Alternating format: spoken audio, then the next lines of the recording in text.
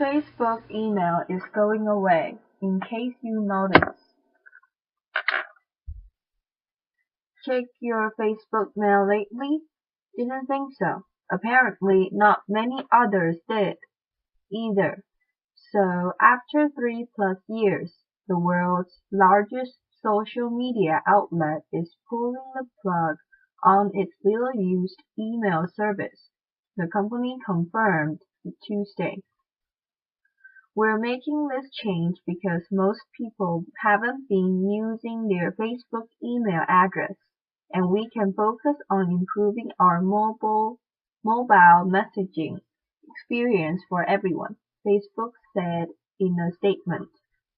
For those who do have a Facebook mail account, messages will be forwarded to the primary email address listed in the user's account, the company said.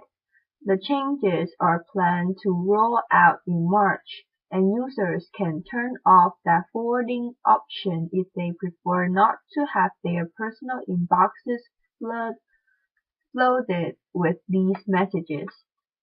It's a little bit of bowing to the inevitable, said Justin Lafferty, editor of the trade site Inside Facebook. The email addresses, which showed up as messages for Facebook users, never took off, and when Facebook tried to make them the default email accounts for all users in mid-2012, a lot of people were unhappy with that, he said. It was kind of rolled out to everyone regardless of what they wanted, Lafferty said.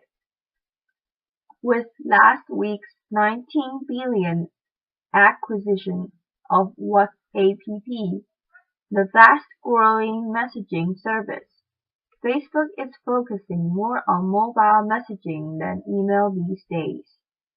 Facebook ventured into the email field in November 2010, adding the service to the messaging system already used heavily by its 1.2 billion users. CEO Mark Zuckerberg said at the time that the system could complement, not compete, with entrenched email giants such as Google, Yahoo, and Microsoft. We don't expect anyone to wake up tomorrow and say, I'm going to shut down my Yahoo account or my Gmail account and switch exclusively to Facebook. But we do expect a shift to more real-time communication, he said. Lafferty said the reversal is unlikely to be remembered in the company's annals, much like the service itself. Many people probably weren't even aware of the change, he said. California couple strikes gold after finding 10 million in rare coins. A husband and wife are reveling in their good fortune after finding 10 million in rare gold coins buried on their property in Northern California. The Gold Country discovery is thought to be the largest of its kind in U.S. history, according to David Hall, co-founder of professional coin grading service, which authenticated the find. It's quite a story. People were walking along on their property in Northern California, noticed something, began digging, and they found cans of gold coins, he said. It should have happened to you and me. The incredible find. The coins were unearthed in February 2013 by the husband and wife who wished to remain anonymous. They were walking their dog when they spotted something shiny on the ground.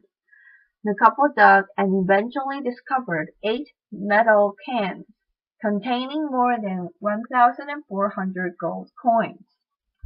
No one knows how they got there or whom the coins might have belonged to. Somebody could have buried them and then died before they let anybody know where they were, Paul said. Believe it or not, I know cases where they forgot they had something, or they moved, or whatever. It could have been some kind of robbery deal. Who knows? The treasure is known as the Saddle Ridge hoard because it was discovered near a hill the couple called Saddle Ridge. In their effort to stay anonymous, the husband and wife aren't saying exactly where the fortune was found. These coins could change history. The coins in $5, $10, and $20 denominations date from 1847 to 1894. Most were minted in San Francisco. They have a combined face value of about $27,000, but experts believe they could fetch $10 million or more. Many are in pristine condition, including at least 14 coins that are considered the finest known for their date and mint mark. A highlight from the hoard is an 1866S snow model double eagle valued at close to $1 million. The couple is planning to sell much of the collection. Approximately 90% of the coins will go up on Amazon.com's collectibles site, according to Don Kagan of Kagan's ENC, who is assisting the anonymous owners. He told CNN the couple wants to donate some of the proceeds to charity. Basically, they're thankful and they think it's wonderful that they're going to be able to save their property that they thought they might lose. And again, they want to give back to the community and to needy people, he said. Collectors wanting a sneak peek can see some of the coins at the American Numismatic Association's 2014 National Money Show in Atlanta, which opens Thursday. Unlike other hoards and treasures, this one includes a great variety of coins struck over many different years, and many of the coins are still in pristine condition, Kagan said, and adds to that a wonderful human interest story. This family literally found the pot of gold at the end of the rainbow.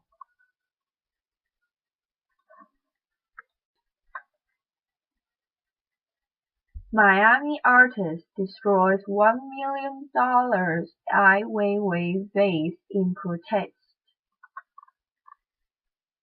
He's been photographed dropping vases before, but that doesn't mean it's okay for just anyone to do it. Ai Weiwei has made a name for himself by not only creating visually arresting and thought-provoking art, but for his uncompromising activism in opposition to the Chinese government. I was on the receiving end of a protest this weekend when the local Miami artist smashed a color-basis vase valued at $1 million, part of the artist's according to what exhibition at the Parrish Art Museum Miami, PAMM, in the city. The exhibition also included photographs of the Chinese artist dropping what appears to be a Han Dynasty urn. Maximo Caminero, a Miami-based artist, was named in a police affidavit as the defendant. He told an officer that his act was a protest against the gallery's decision to only display international art. The police report states that Caminero picked up the vase before being advised to put it down by a museum official. He then dropped it in protest. He was charged with criminal mischief. Questionable protest. I, meanwhile, told CNN that he didn't have much reaction to the news, but said that he thought that a line should be drawn when it came to damaging public or private property as part of the protest. I can't have a show in Beijing, but I cannot go to museums to break work in Beijing, he said in a phone interview. My work is basically forbidden to be shown in China. The protest itself may be valid, but to damage somebody's work to do that is questionable. I said that he considered his work, specifically the triptych which shows him dropping an antique urn, to be very different. My work belongs to me. It doesn't belong to the public, and also it doesn't belong to somebody else. He said he believes he has been contacted by the gallery, but he isn't taking the loss too seriously. I don't really care much, and actually my work is often damaged in different shows because it's fragile. So normally I don't take these things too highly. Damage is damage, you know. If they have insurance, maybe it will be covered. Condemnation. The museum issued a statement concerning the incident, condemning Cameron's act. Although the museum can't speak directly to intentions, evidence suggests that this was a premeditated act. The PAMM statement reads, as an art museum dedicated to celebrating modern and contemporary artists from within our community and around the world, we have the highest respect for freedom of expression. But this destructive act is vandalism and disrespectful to another artist and his work, to Paris Art Museum Miami, and to our community.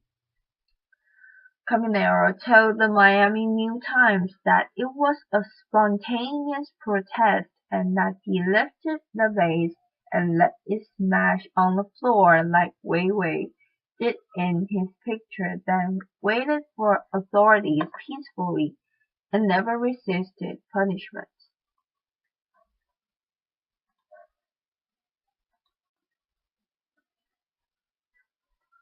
Hong Kong police on alert after China's sex industry crackdown. Hong Kong police plan to step up efforts against vice operations in the city following a massive crackdown on prostitution last week across the Chinese border, where police in Dongguan raided 2,000 establishments and detained more than 900 people.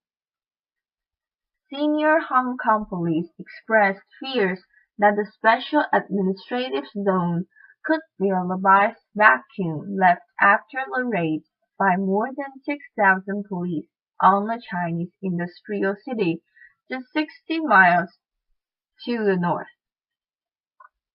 Commissioner of Police Andy Zhang Wai Hong told local media that police would be stepping up operations against the sex trade, adding that proliferation of vice in the territory was a concern following the crackdown.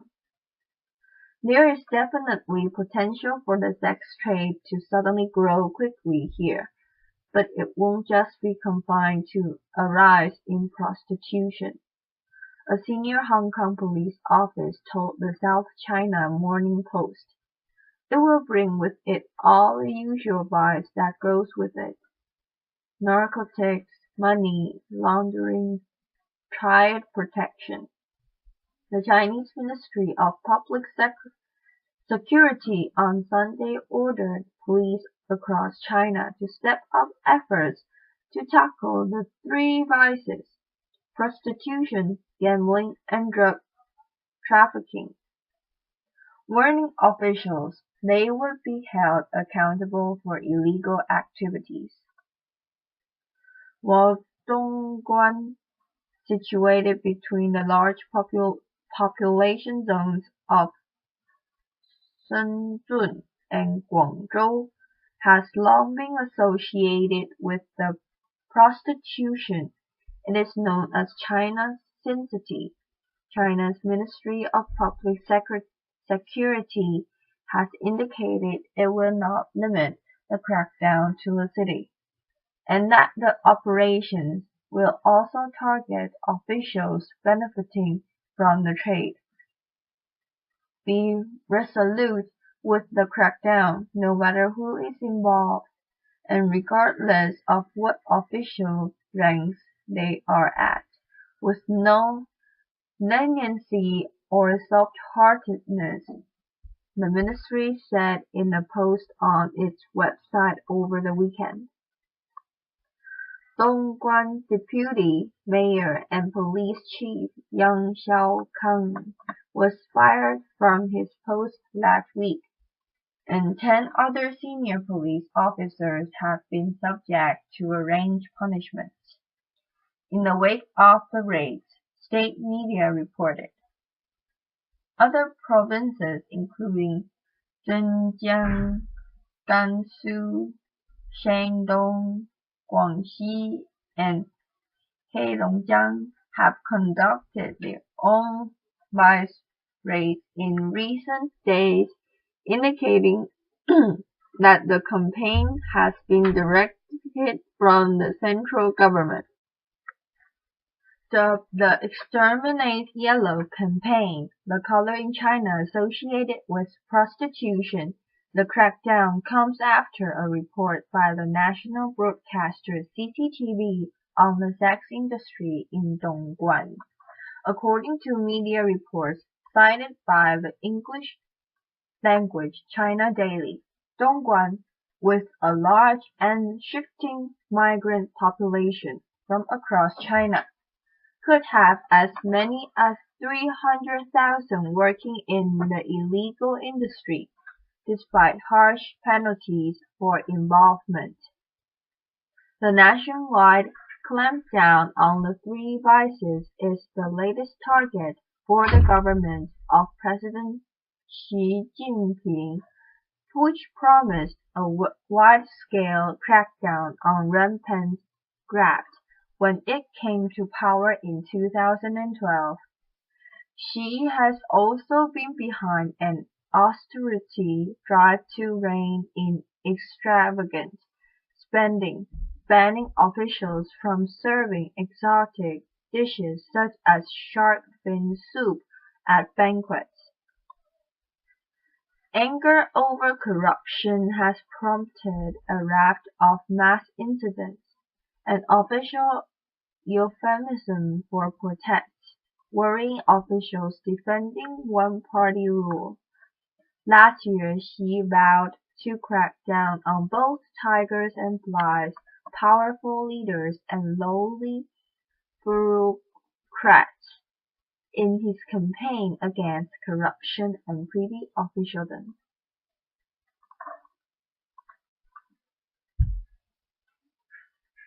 He started in his teens with just $14.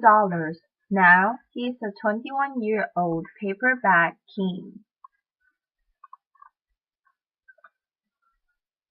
Award-winning entrepreneur Andrew Mukuya was just 16 years old when he decided to take on the world.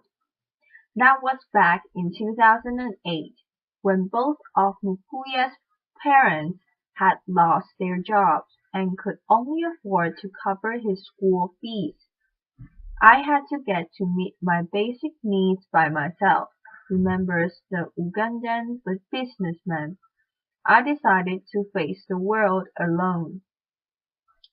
Inadvertently, the government of Uganda came to Mukuya's aid. At the time, officials in the country announced that they were considering a ban on plastic bags to curb environmental damage. Mukuya, who was still in secondary school, immediately saw this as an opportunity to launch a paper bag production company. I conducted a feasibility study, market research around retail shops, kiosks, supermarkets around Kampala and discovered there is need and potential market for paper bags.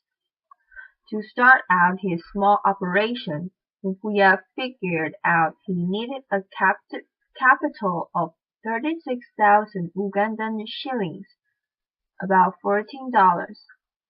He raised the first $11 from selling 70 kilos of used plastic bottles he'd collected over 1 week. Mukuya then borrowed the remaining $3 from his school teacher and embarked on his entrepreneurial journey producing paper bags on a small scale. Since then, the business has grown extensively, and today, at the age of 21, Mukuya is the owner of the Youth Entrepreneurial Link Investments (YELI), the first registered Ugandan company to make paper bags. The young entrepreneur employs 16 people who produce up to 20,000 paper bags each week. His long list of clients includes restaurants, retail stores, supermarkets, medical centers, as well as multinational companies like Samsung. YELI has made about 1,000 niche bags for the local stores of the electronics company. Right now, I have 72 clients, said Mukuya.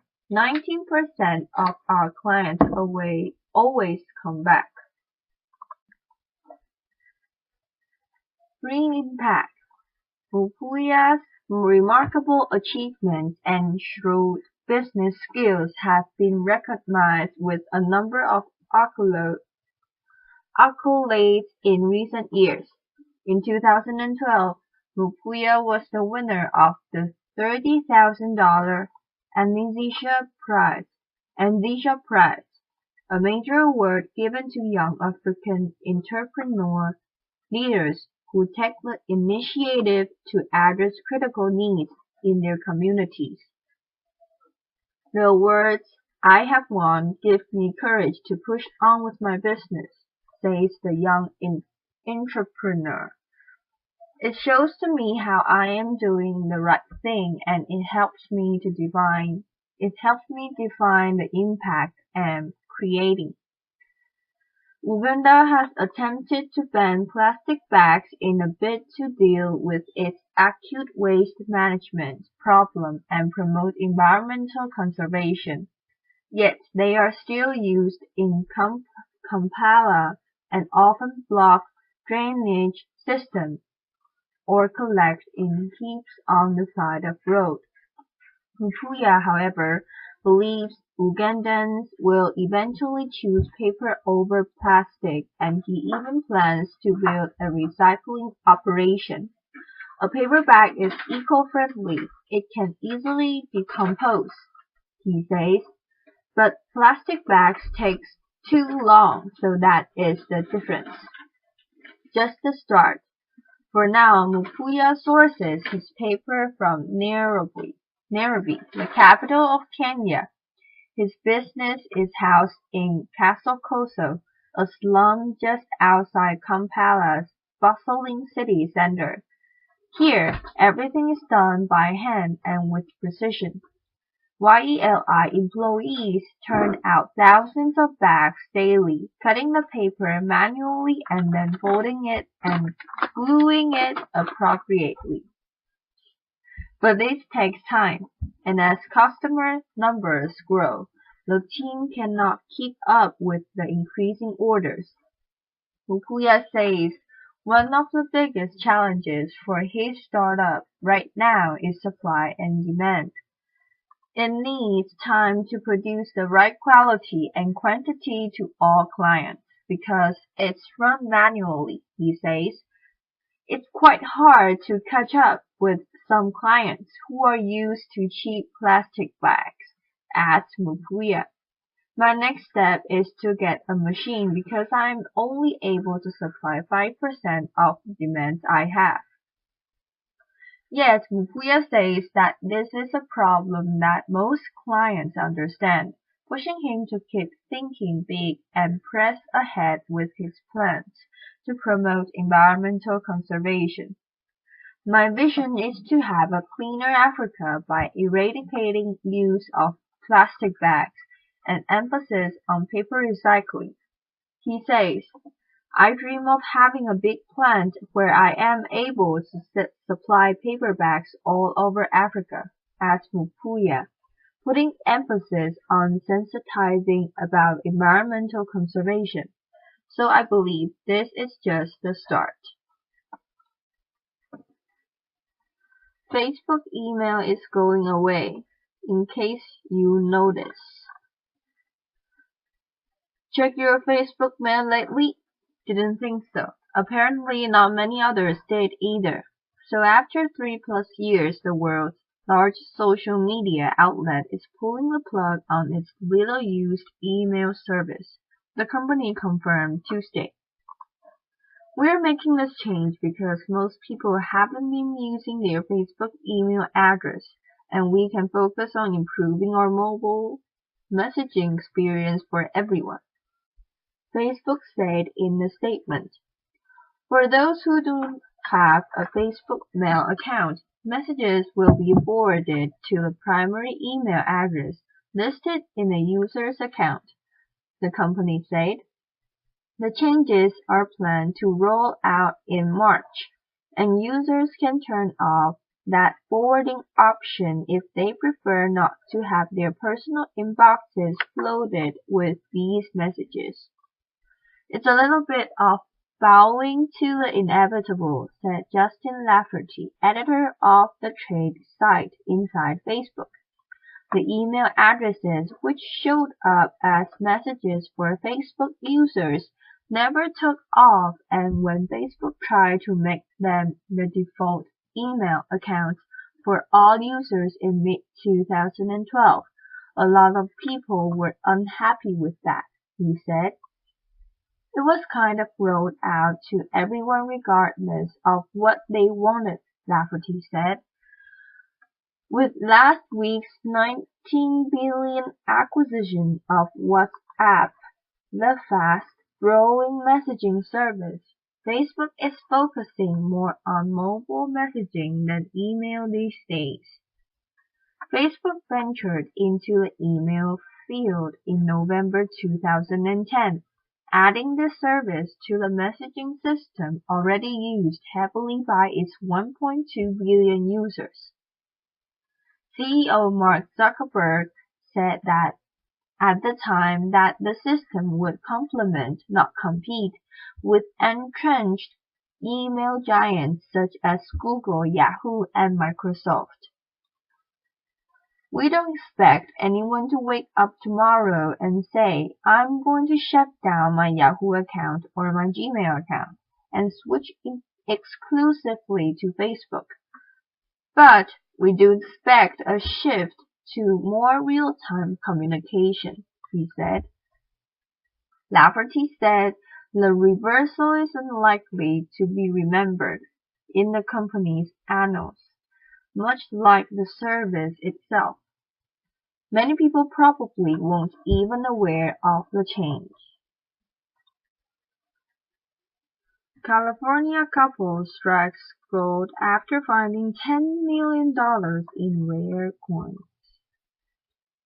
A husband and wife are reveling in their good fortune after finding $10 million in rare gold coins buried on their property in Northern California. The Gold Country discovery is thought to be the largest of its kind in U.S. history according to David Hall, co-founder of Professional Coin Grading Service, which authenticated the find. It's quite a story. People were walking alone on their property in Northern California, noticed something, began digging, and they found